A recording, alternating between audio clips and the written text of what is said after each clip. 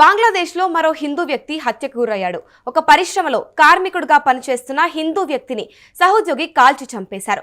మైమన్సింగ్లోని బలూకాలో భజేంద్ర బిస్వాస్ను కాల్చి చంపాడు సహోద్యోగి. ప్రస్తుతం అయితే ఇటీవలే కూడా ఇలాంటి ఘటనలు చాలానే చోటు చేసుకున్నాయి. బంగ్లాదేశ్లో హిందువులను చంపడం కూడా జరిగింది. అయితే ప్రస్తుతం సహోద్యోగి నోమన్ మియా ఇతనైతే కాల్చి చంపేసినట్టు తెలుస్తోంది. ఇక నోమన్ మియాను పోలీసులు అరెస్ట్ చేశారు. ఇటీవలే కూడా బంగ్లాదేశ్లో హిందువులపై దాడులు పెరిగాయనే చెప్పాలి. ఇదే అంశంపై పూర్తి సమాచారం మా ప్రతినిధి వెంకట్ అందిస్తారు. చెప్పండి వెంకట్, గతం నుంచి చూసుకుంటే కూడా గత 2 వారాలుగా కూడా ఇది 3వ హత్య అనే చెప్పాలి. దీనిపై మీ దగ్గర పూర్తి డీటెయిల్స్ ఏంటి? మూల్య బంగ్లాదేశ్ లో గత కొన్నాళ్ళుగా కూడా ఏదైతే అంటే ఆమె విషయంలో మాజీ ప్రధాని విషయంలో వాళ్ళకు ఉన్నటువంటి ఆగ్రహం మొత్తం కూడా భారతీయులపై చూపిస్తున్నారు. భారతీయులకు ఆమె భారత ప్రభుత్వం నుంచి పూర్తి స్థాయిలో రక్షణ అందుతోందనే ఆగ్రహం అయితే వారిలో వ్యక్తమవుతుంది. ఈ నేపథ్యంలోనే హిందువుల విషయంలో కొంత కక్ష సాధింపుగా వ్యవహరిస్తున్నారని చెప్పుకోవాలి. గత 2-3 నెలల నుంచి కూడా అక్కడ కొంత పరిస్థితులు అయితే దారుణంగానే ఉన్నాయని చెప్పుకోవచ్చు. ఈ నేపథ్యంలో హిందువులకు సంబంధించి కొన్ని హత్యలు అయితే జరుగుతూ ఉన్నాయి. ఈ డిసెంబర్ 18న బాలుకాలో హిందూ వ్యక్తి దీప్ చంద్రదాస్ ను గుంపు కొట్టి చంపింది. ఆ తర్వాత మళ్ళీ కూడా కొంత పరిస్థితులు అనేవి అక్కడ అంటే సద్దుమణగలేదు. అంటే హిందువులకు సంబంధించి ఆందోళనలు కొనసాగుతూనే ఉన్నాయి. ఈ నేపథ్యంలోనే తాజాగా ఓ వ్యక్తిపై అక్కడ ఉన్నటువంటి ఓ ముస్లిం దాడి చేశాడనేది ఇప్పుడు అంతర్జాతీయ మీడియాను కూడా కులిపేస్తున్నటువంటి వ్యవహారం. దీనిపై భారత ప్రభుత్వం కూడా ఆగ్రహం వ్యక్తం చేస్తుంది. అసలు ఏం జరిగింది ఏంటనేది ఒకసారి చూస్తే మైమన్సింగ్ జిల్లాలోని సుల్తాన్ స్వెటర్స్ లిమిటెడ్ కంపెనీలో సోమవారం సాయంత్రం ఈ ఘటన జరిగింది. ఆ కంపెనీ ఆవరణలో సెక్యూరిటీ గార్డ్ గా పనిచేస్తున్నటువంటి బిజేంద్ర బిస్వాస్ అనే యువకుడిని నోమన్ మియా అనే పేరున్నటువంటి మరో గార్డు తుపాకీతో కాల్చాడు. అయితే తీవ్రంగా గాయపడినటువంటి భజేంద్ర ఆసుపత్రి చేరుకునే లోపే ప్రాణాలు విడిచినట్టుగా కూడా తెలుస్తోంది. అయితే భజేంద్ర నోమన్లు ఇద్దరు కూడా బంగ్లాదేశ్ భద్రతా దళమైనటువంటి అన్సార్ సభ్యులే అంటూ కూడా అక్కడ పోలీసులు అయితే చెప్పడం జరిగింది. అన్సార్లో సభ్యులుగా ఉన్న వారికి ప్రభుత్వమే శిక్షణ అందించి ఆయుధాలు ఇచ్చి అవసరమైన చోట గార్డులుగా వారి సేవలను వినియోగించుకుంటుంది. అయితే దీనికి సంబంధించి పోలీసులు గానీ అక్కడ ప్రత్యక్ష సాక్షులు గానీ ఒక వాదన అయితే చెప్పడం జరిగింది. భజేంద్ర నోమన్ మియా మధ్య ఎటువంటి వాగ్వాదం గానీ ఘర్షణ గానీ చోటు చేసుకోలేదని, అదేవిధంగా నోమన్ మియా భజేంద్రతో సరదాగా మాట్లాడుతూ తన వద్ద ఉన్నటువంటి రివాల్వర్ తీసి కాల్చనా అని అడిగాడని, తదుపరి క్షణంలో బుల్లెట్ దూసుకొచ్చి భజేంద్ర ఎడమ తోడకు గాయమైందని చెప్పడం జరిగింది. ఇక అక్కడ ఉన్న వాళ్ళు వెంటనే అతను ఆసుపత్రికి తరలించినప్పటికీ కూడా ఆయన ప్రాణాలు కోల్పోయారని తెలుస్తుంది. అంటే ఇప్పుడు మరి దీన్ని ఇప్పుడు మత విద్వేష హత్యలుగా కూడా చూడొచ్చు అంటారా, లేదా వ్యక్తిగత గొడవేనంటారా?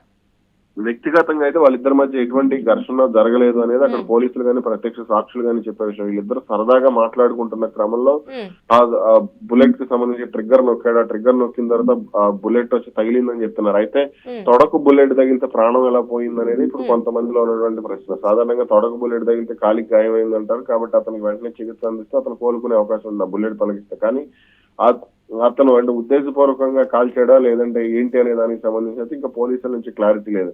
అయితే ఇటు ఈశాన్య రాష్ట్రాల్లో కానీ లేదంటే భారత్ లోని కొన్ని ప్రాంతాల్లో కానీ కొన్ని అలజడులు సృష్టించేందుకు బంగ్లాదేశ్ ప్రయత్నం చేస్తోంది. ఈ నేపథ్యంలోనే బంగ్లాదేశ్ లో ఉన్నటువంటి హిందువులను టార్గెట్ చేస్తోంది అనే కామెంట్ అయితే ఎక్కువగా వినపడుతోంది. ఈ నేపథ్యంలోనే ఇటీవల మనం అస్సాంలో కూడా 11 మందిని అంటే బంగ్లాదేశ్ మత ఛాందస్వాదంతో కలిసి సంబంధాలు పెట్టుకున్నటువంటి 11 మందిని అస్సాం పోలీసులు అదుపులోకి తీసుకోవడం కూడా జరిగింది. అంటే మరి ఇప్పుడు హిందువులకు భద్రత కల్పించడంలో ఇటు మరి బంగ్లాదేశ్ ప్రభుత్వం విఫలమైందనే చెప్పొచ్చు అంటారా? సాధారణంగా హిందువుల సంఖ్య కూడా అక్కడ బంగ్లాదేశ్ లో ఎక్కువగానే ఉంటుంది. మన భారత్ నుంచి వెళ్ళిన వాళ్ళు కానీ పశ్చిమ బెంగాల్ నుంచి వెళ్ళిన వాళ్ళు కానీ వారి అక్కడ భారీగానే ఉన్నారు. అయితే వారి వ్యాపారాలు ఇవన్నీ కూడా కొంత ఎక్కువగానే చేస్తూ ఉంటారు. బంగ్లాదేశ్ లో వస్త్ర వ్యాపారాలు చేసే వాళ్ళు ఎక్కువగా అంటే మన తెలుగు వారి సంఖ్య కూడా ఎక్కువగానే ఉంటుంది. చాలా ఇటు మన శ్రీకాకుళం నుంచి వెళ్ళినటువంటి మత్స్యకారులు అక్కడ స్థిరపడిన వాళ్ళు ఉంటారు. అదేవిధంగా పశ్చిమ బెంగాల్ నుంచి మన తెలుగు రాష్ట్రాల నుంచి పశ్చిమ బెంగాల్ వెళ్ళి అక్కడ వస్త్ర వ్యాపారాలు కానీ చెప్పుల వ్యాపారాలు కానీ చేసే వారి సంఖ్య కూడా బాగానే ఉంది. అలాగే ఏదైతే స్పైసెస్ ఉంటాయో స్పైసెస్ ని కూడా అక్కడ భారీగానే విక్రయిస్తుంటారు. వాళ్ళలో కూడా మన హిందువులు ఎక్కువగా ఉన్నారు. ఇటువంటి సందర్భాల్లో ఈ ఘటనలు అనేది కొంత ఆందోళన కలిగించే విషయం. ఏది ఏమైనప్పటికీ కూడా వచ్చే ఏడాది పశ్చిమ బెంగాల్ ఎన్నికలు జరగనున్న నేపథ్యంలో జరుగుతున్నటువంటి పరిణామాలు మాత్రం కొంత ఆందోళన కలిగిస్తున్నాయి. రైట్, మరి ఇప్పుడు ఈ ఘటనపై ఇప్పుడు భారత ప్రభుత్వం స్పందించిందంటారా వెంకట్? ప్రస్తుతానికైతే దీనికి సంబంధించి భారత విదేశాంగ శాఖ అయితే ఇంకా రియాక్ట్ కాలేదు. కానీ అక్కడ కొంత అయితే అంటే అటు బంగ్లాదేశ్ ప్రభుత్వంతో మాట్లాడటానికి కూడా లేదు. ఎందుకంటే హసీనా విషయంలో భారత్ విషయంలో కొంత అక్కడ మొహమ్మద్ యూనస్ ప్రభుత్వం అనేది కొంత ఆగ్రహంగా ఉంది. ఆమెను తమ దేశానికి అప్పగించాలి. ఎందుకంటే ఇటీవల ఆమెకు మరణ శిక్ష కూడా విధించడం జరిగింది. కాబట్టి కొంత ఈ ఉద్రిక్త పరిస్థితులు అయితే కొనసాగుతూ వస్తున్నాయి. ఆమెను భారత్ కాపాడటం 1200 మంది ప్రాణాలు తీసుకున్నటువంటి వ్యక్తి ఆమె. అలాగే ఆమె రాజకీయ పార్టీని కూడా ఇటీవల కాలంలో రద్దు చేయడం జరిగింది. అనామీ ముస్లిం లీగ్ ని రద్దు కూడా చేశారు. అయినప్పటికీ కూడా పరిస్థితులు మాత్రం ఇంకా అదుపులోకి రాలేదని చెప్పుకోవాలి. Right, thank you Venkat. ఒక ప్రశ్న చూసుకుంటే పొరుగు దేశం బంగ్లాదేశ్లో హిందువులపై దాడులు ఆగడం లేదు. తాజాగా కూడా మరో హిందూ వ్యక్తి హత్యకు గురయ్యారు. మైమన్ సింగ్ జిల్లాలోని ఒక వస్త్ర కర్మాగారంలో సెక్యూరిటీ గార్డుగా పనిచేస్తున్న హిందూ కార్మికుడిని సహోద్యోగి కాల్చి చంపేశాడు. ఈ ఘటన సోమవారం సాయంత్రం 6:45 సమయంలో అయితే మెహబ్రారి ప్రాంతంలో ఉన్న లాబీబ్ గ్రూప్ ఫ్యాక్టరీ అయిన సుల్తానా స్వెటర్స్ లిమిటెడ్ లో చోటు చేసుకుంది. బాధితుడిని ఫ్యాక్టరీలో అన్సార్ సభ్యుడిగా పనిచేస్తున్న భజేంద్ర బిస్వాస్ గా గుర్తించారు. నిందితుడు నోమన్ మియా కూడా అదే యూనిట్ లో అన్సార్ సభ్యుడిగా పనిచేస్తున్నట్లు పోలీసులు తెలిపారు. భద్రతా విధుల్లో ఉన్న సమయంలో ప్రమాదవశాత్తు ఈ ప్రమాదం చోటు చేసుకున్నట్లుగా కూడా ప్రత్యక్ష సాక్షులు తెలిపారు.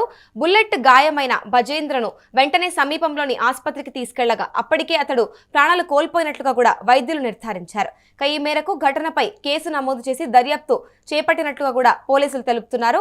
బంగ్లాదేశ్ లో హిందూ వ్యక్తి ప్రాణాలు కోల్పోవడం 2 వారాల్లో ఇది 3వ ఘటన కావడం గమనార్హం. డిసెంబర్ 18న బాలుకాలో హిందూ వ్యక్తి దీపు చంద్రదాస్ ను ఓ గుంపు కొట్టి చంపిన విషయం తెలిసిందే. అంతకుముందు ఒక హిందూ వ్యక్తి కూడా హత్యకు గురయ్యాడు. ఇలా వరుస దాడులతో బంగ్లాదేశ్లోని హిందువుల్లో తీవ్ర ఆందోళన వ్యక్తమవుతుందని చెప్పాలి. ప్రస్తుతం చూసుకుంటే నోమన్ మియా అనైతే ప్రస్తుతం పోలీసులు అరెస్ట్ చేయడం జరిగింది.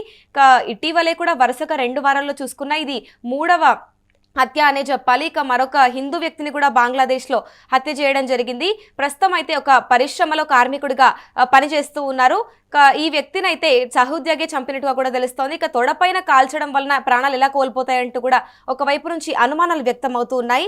ప్రస్తుతం అయితే అతనిని వెంటనే ఆసుపత్రికి తరలించినప్పటికీ కూడా అప్పటికే ప్రాణాలు కోల్పోయినట్లుగా కూడా చెబుతూ ఉన్నారు. ప్రస్తుతం ఇది అంటే ఇప్పుడు భారతీయులకి అక్కడ బంగ్లాదేశ్లో భద్రత సరిగ్గా లేదు అనడం కూడా, అంటే బంగ్లాదేశ్ దీనిపైన విఫలం అవుతుంది అని కూడా ఒకవైపు నుంచి వినిపిస్తున్నాయి. ప్రస్తుతం అయితే దీనిపై ఇంకా భారత ప్రభుత్వం ఎటువంటి స్పందన అయితే లేదు.